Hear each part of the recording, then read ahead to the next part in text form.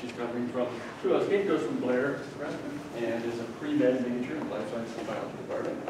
She will graduate in 8 days with her life sciences bio major, at which point she's looking to go into a career in pre-medicine, and we'll be working some for that.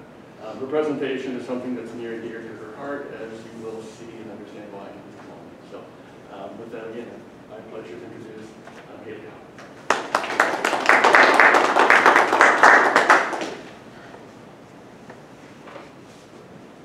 So today I'll be talking about the differences and similarities between atrial fibrillation and supraventricular tachycardia. So to begin, why did I choose this topic? So 2 of my close family members actually have both of these conditions, with my sister, who is in the orange, having supraventricular tachycardia, and my dad, who's right above her, he has atrial fibrillation. And so with 2 close family members having this condition, I was really curious whether there was a genetic component, if they had similar genetics, or just in general, what are the similarities between the conditions. And as we go throughout this presentation, all the slides that talk about atrial fibrillation will have a red box underneath the title of the slide, and all that deal with supraventricular tachycardia will have a blue box.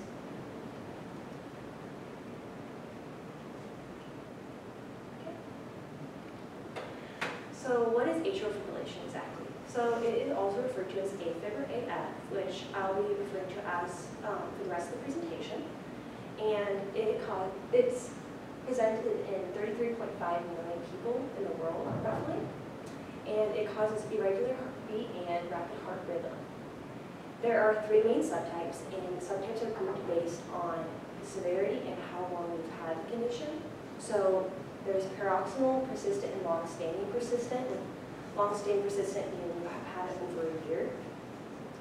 And this typically affects older individuals, usually 60s and older.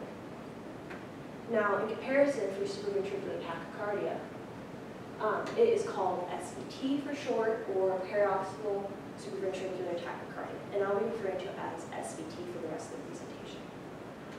It occurs in about 2 in every 1,000 in the general population, and it causes an irregularly fast heartbeat.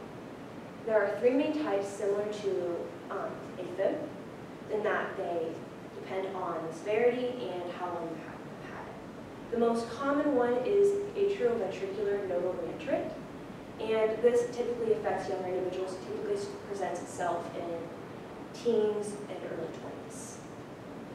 Now to go to the signs and symptoms of AFib.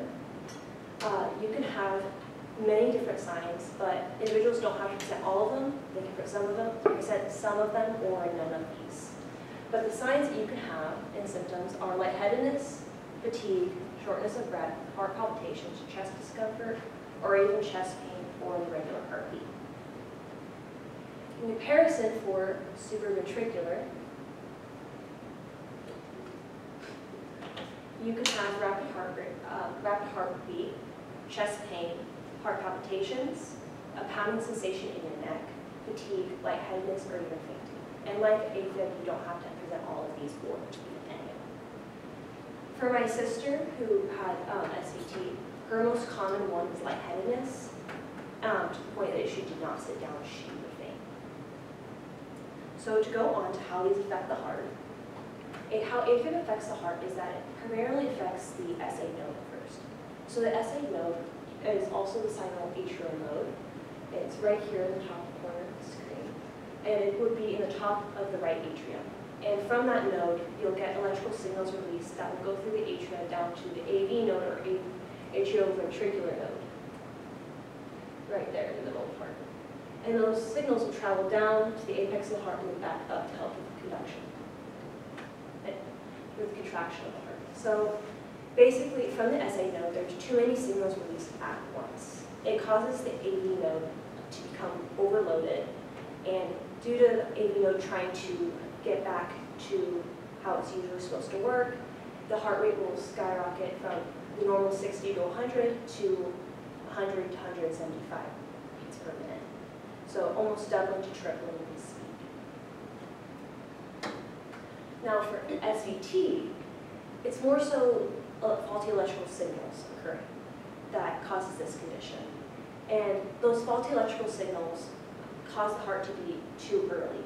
And causing it to beat too early is causing the heart to beat before the chambers are completely filled with blood, like they're supposed to be before contraction. And that causes the heart to overwork itself and just use more energy than it should be using. Now to go on to the genetics of these conditions.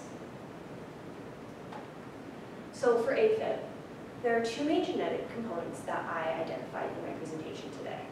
First being NPPA, or natritic peptide precursor A.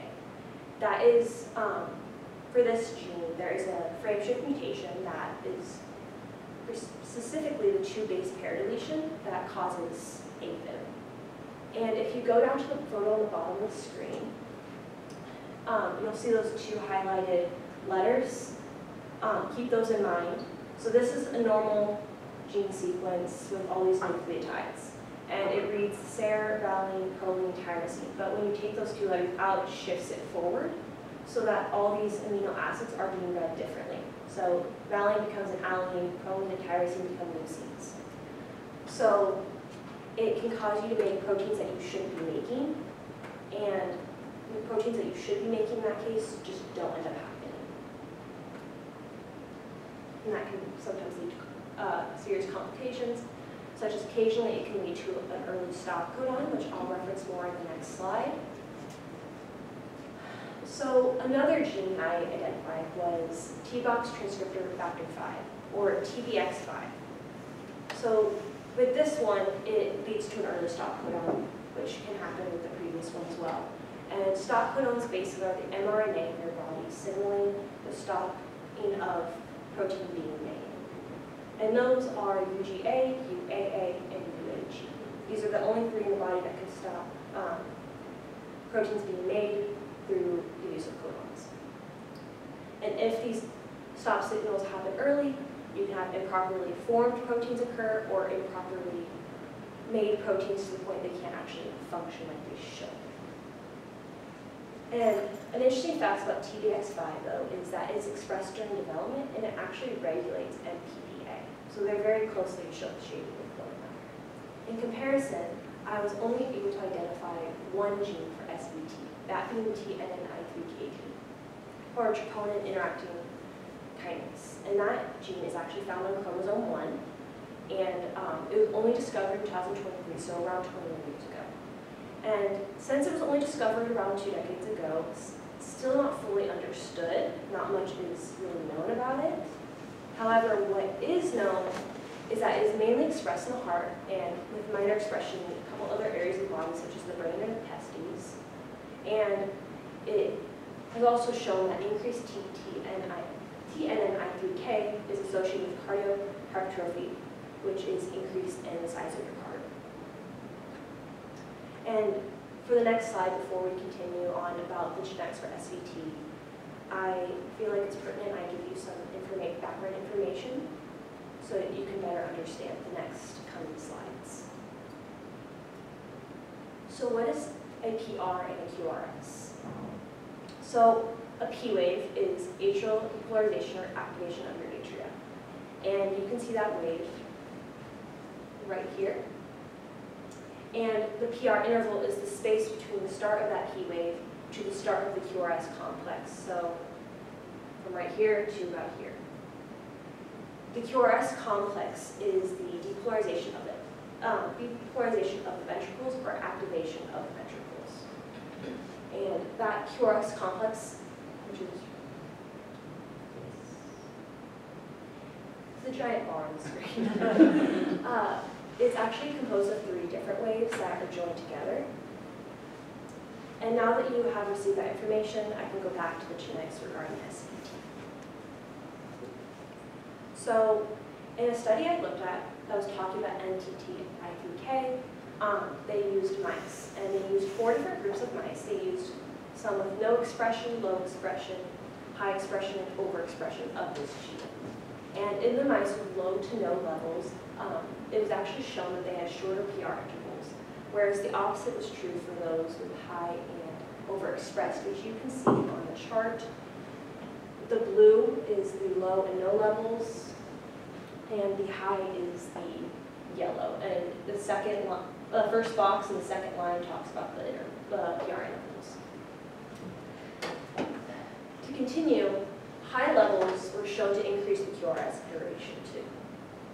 And overall, this gene was shown to deal with AV conduction, and high expression of the gene was shown to be associated with worse cardiac function, conduction, and regeneration. So, continuing on with AFib, there are 5 main ways to diagnose it. You can have an ECG, or as some people might know it as an EKG done, which is basically where they put electrical nodes around your heart to try and get an electrical recording of it. And if you look at the photo, you'll see the normal EKG towards the right, and you can easily distinguish the P wave and the QRS wave, or complex. Whereas when you look over to the right side, you can make out the QRS complex, but the P waves aren't easily distinguishable, and the QRS complexes are super far apart in some areas and super close in others, which shouldn't be the case. You can also, at the lower part of the image, see how the normal conduction should go through the heart. Whereas in AFib, you see that it's bouncing around a bit in the atrium before they're all converging at once on the atrial ventricular node before continuing down. You can also have a blood test done. However, blood tests are typically used to make sure you don't have an underlying condition that's leading to the AFib.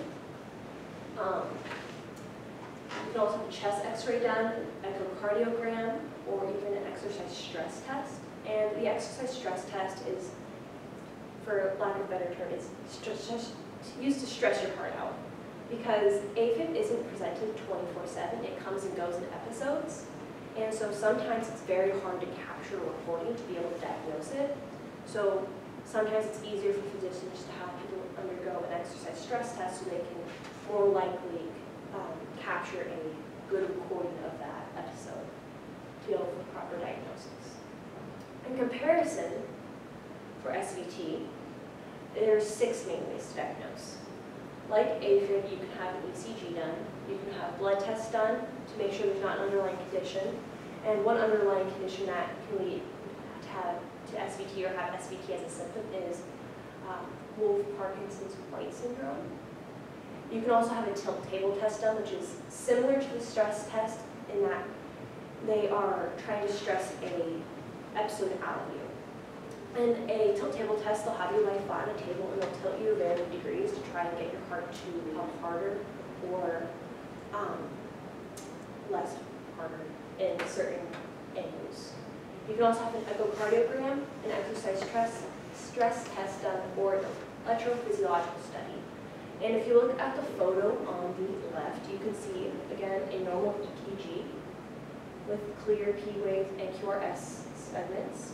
Whereas if you go over here, the QRS are much shorter in height, and the P waves are much shorter in height. And they're also both much closer together than you would typically see in a Now to continue on about prognosis and treatment for AFib. How do we treat and what is the prognosis for this condition? So there are multiple factors that actually affect one's prognosis, that being your lifestyle, what type of AFib you have, how severe it is, and when you were diagnosed, and if you get treatment, what type of treatment. So overall, just having AFib alone raises your risk of stroke and heart failure, and having AFib can lead to an abnormal heart rhythm. And if you choose to not receive treatment or you don't get treatment, you're at higher risk for blood clots. So if you do get treatment, there are many different options. First, you can have taking medications such as beta blockers, antiarrhythmics, or blood thinners. And my dad actually takes a combination of these. Takes about 5 different ones. And digitoxin, that photo in the middle, is actually a photo of one such medications, and that is the chemical structure of it. You can also have cardioversion therapy done. You can get an ablation, or you can have a maze procedure done. And basically a maze procedure is where a physician will go in and they'll use heat, cold or a scalpel to create scarring in your heart, to basically create a maze for those electrical signals to follow. In comparison with AFib, SVT doesn't always need treatment. Its prognosis really does depend on the severity, but not everybody needs treatment. Some people just go their daily lives without ever having treatment or getting diagnosed too. Some treatments you can have are cardiosinus massage, vaginal maneuvers, which are basically just methods that you will perform to try and slow down your heart rate. And one such one's like putting cold ice on your face. And that was actually used in a study I'll talk about later. You can take medications such as beta blockers and calcium channel blockers. For my sister, medications didn't work no matter the amount she took or what type of medication she took. So she ended up undergoing the next treatment I'm going to be talking about, which is catheter ablation. So for catheter ablation, they will take, they'll go in through a blood vessel near your groin and take a catheter up to your heart and either use cold or heat to try to basically freeze or burn your heart to create some scarring to help your heart be in correct rhythm. This procedure, though, can end up reversing itself. Not always, but it can. My sister had it done about 8 years ago, and luckily so far it hasn't reversed itself, so she has not had an SVT episode for 8 years. You can also undergo cardioversion or have a pacemaker put in. And if you look to the photo, you will see the leads from the pacemaker device are led through your subclavian vein down to your supina vena cava before they're put in one of your atriums and one of your ventricles. And basically those leads will, when you have an episode of SVT, they'll shock your heart so it goes back to correct rhythm. So continuing on treatments and medications, SVT and AFib have a multitude of different medications. However, they share a common 6 that can be used to treat them. And out of those 6, 3 of them are cardioselective beta blockers. In particular, those are Brevibloc, Esmol, and Metropol. And those are all used to treat high blood pressure.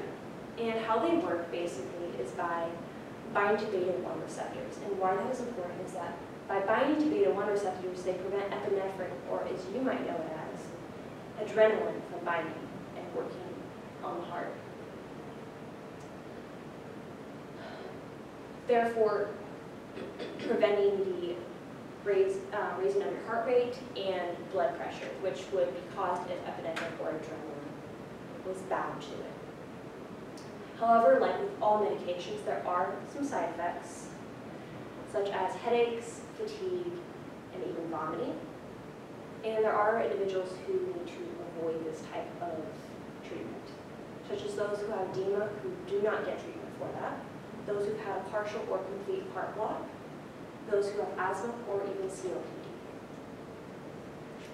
And if you look at that photo is just going to explain a bit more about how it works using the term adrenaline and showing that how when these medications are bound to these beta-1 receptors, adrenaline can't bind, therefore keeping the heart rate the same that it was before adrenaline was found.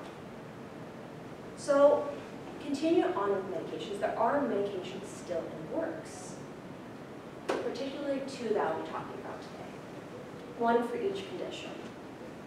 So the first one for AFib is apixaban, which in this study, it was a human study, and it had 2,015 applicants for the experimental group and 1,997 for the control group, which used aspirin. The main purpose of this study was to try and lower the risk of stroke. And it was shown in the study that when taken twice a day orally, that the apixaban did lower the risk of stroke for the individuals who took it. However, there was a major drawback in that there was high risk of major bleeding, which correlated to about 1.71% of the apixaban group and only 0.94% of the Asperger, who had major bleeding throughout the study. And if you look at the top right corner, that is a picture of Viscoband's chemical structure. And now if you go to the next medication, Atrial, the picture of that is right here on the lower right. And this medication is given intranasally, and it is a calcium channel blocker. This study was also a human study. However, unlike the previous study, they required individuals to undergo a few different procedures before they would use the medication or even receive the placebo. They required patients to undergo a vaginal maneuver, such as putting ice on your face, and use a cardiac monitor first, before they would even think about giving them the placebo or the experimental medication.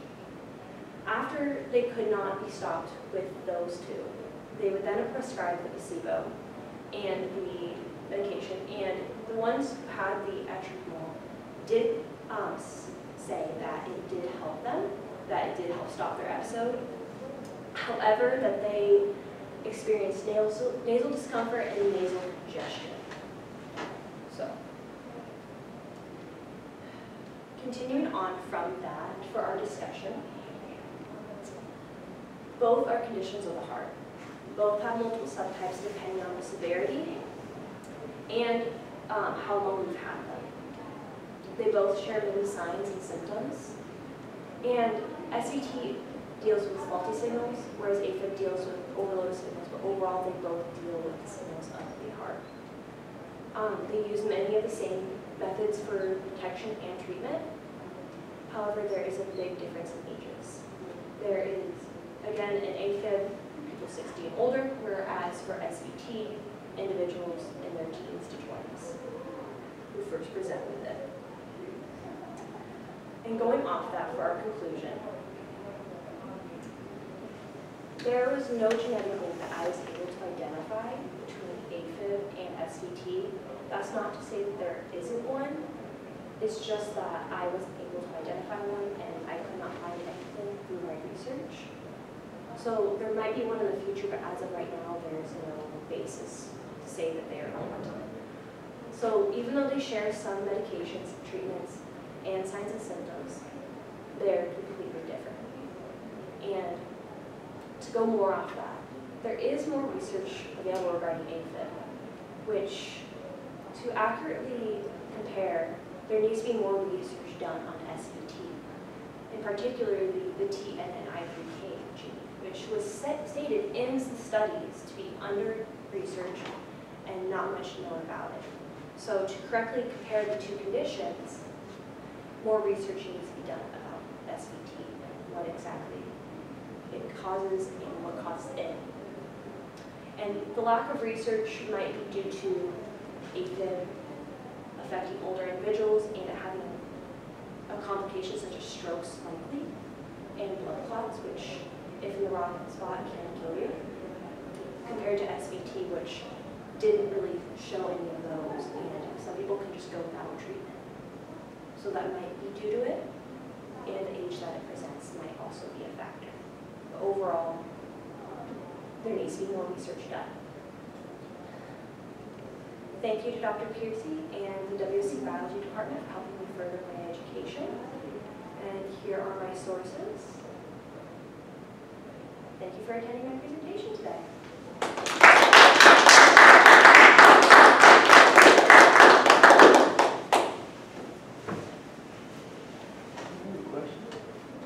Yeah, so I'm wondering if in your sister that has SVT, if she will be more prone to have AFib later in life? Is there any connection that you can see at this point that might cause that? Through my research, it didn't really point one way or other that if you had SVT, that you were likely to get AFib later in life. It didn't suggest that you weren't or that you were, so I feel like more research would have to be done to be able to correctly conclude that. As of right now, I feel like it could be likely she could, but it might not be to the degree that she could because she's had a catheter ablation done. So. Maybe how, I want to share this, but how old is your dad?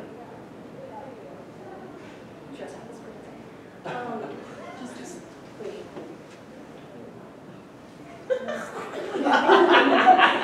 He's in his 60s. Okay, so, because you mentioned that that condition was much more relevant or prevalent in individuals in their 60s and stuff. So how long has he had this condition? I would say probably around 5 years. He takes a lot of medications. And I know he does take medications to also lower his blood pressure too, so. Yeah, I was just wondering, perhaps you seem to be maybe diagnosed a little too early or something. Can you go back to your experimental drugs? Yeah, so from the top one there, you have the two drugs, obviously, the actual experimental drug and then aspirin. Do they have any third groupings? They did not. Not that I saw in their study information. Yeah, because aspirin itself is also an anticoagulant that's used. And so it is also going to reduce risk of stroke and increase risk of major bleeding because of its properties. So I think experimentally, there actually should have been a third group of nobody, no treatment. And then you can say, okay, this is what no treatment did, this is what aspirin did, and this is what aspirin did. I feel like their main purpose, based on what I read, was that they were trying to find one that was more effective than aspirin, but didn't have as much risk of major bleeding. But what they found was that it does work better than aspirin, but also has more major bleeding. Sure. So. You increase one aspect, you're going to get the other as a result. Thank you. Is there a point at which you go to what do you call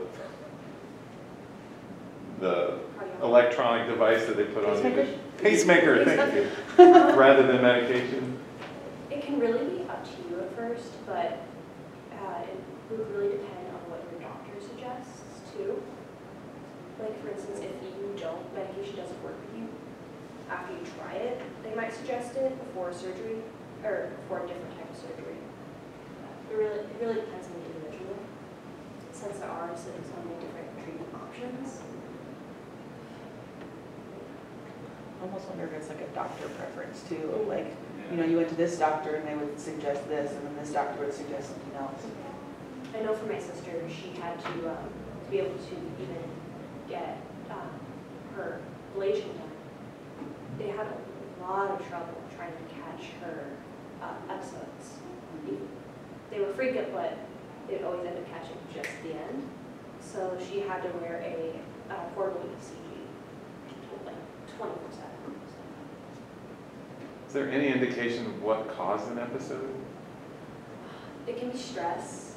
It can also be exercise. I know hers typically presented when she was at volleyball practice, playing volleyball, or I was in band with her in middle school, so during parades, she would have to kind of drop out. A couple times she had to go to the ER just to try and catch the episodes. So. But usually after she sat down for a while, it went away. So. This isn't a question, it's just a comment. I find it so interesting that like you weren't able to find genetic yes, but that you have two family members that have them, and they really are such a small percentage of people that have them. So One that's thing, just interesting. it's also very interesting. I probably wouldn't be able to take cardio with selective beta blockers if I ended up having either, because COPD kind of runs in the family. My grandparents, almost all of them have COPD. Hey, girl. Yeah.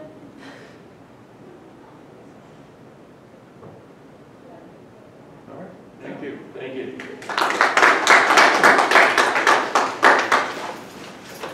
Now that you're done, you can officially